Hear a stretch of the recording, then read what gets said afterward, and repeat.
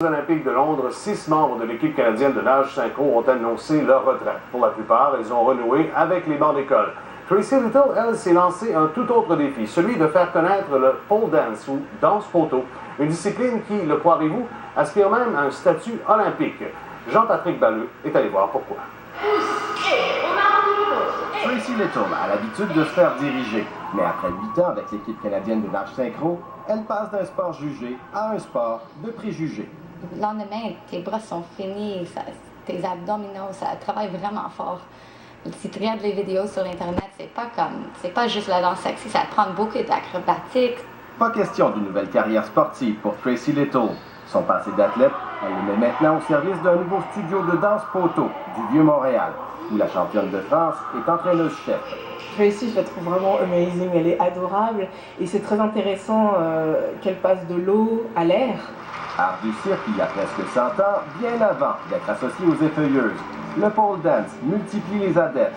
5 studios reconnus à Montréal, une fédération canadienne, un championnat québécois et même du monde. Et de plus en plus de poteaux dans les maisons. J'ai toujours considéré que la pole n'est qu'une barre et on en fait ce qu'on veut. C'est-à-dire on peut garder le côté sexy, on peut garder un côté purement sportif. Ce que la danse poteau veut, séduire le Comité international olympique pour entrer au jeu. Tu peux juger tous les sports pour dire quelque chose qui n'a pas besoin d'être dans les Olympiques. Alors, on ne sait jamais. Séduire le CIO, quitte à interdire les talons hauts dans les championnats du monde. Le seul problème avec ces gens-là, c'est quand ils ne voient que ça. Il suffit de leur montrer une vidéo un petit peu plus gynéque ou celle d'un homme qui fait le drapeau.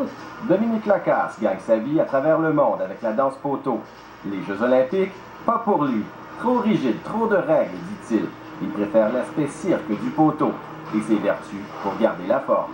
En même temps de vous entraîner puis faire vos muscles, perdre votre petit gras, vous allez apprendre des choses. Et moi, quand on rajoute l'apprentissage, je pense que c'est une motivation que souvent manque aux gens pour continuer leur entraînement.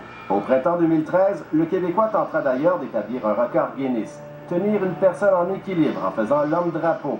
Il pourra compter sur Tracy Little pour réussir ce défi. Jean-Patrick Balleux, Radio-Canada, Montréal.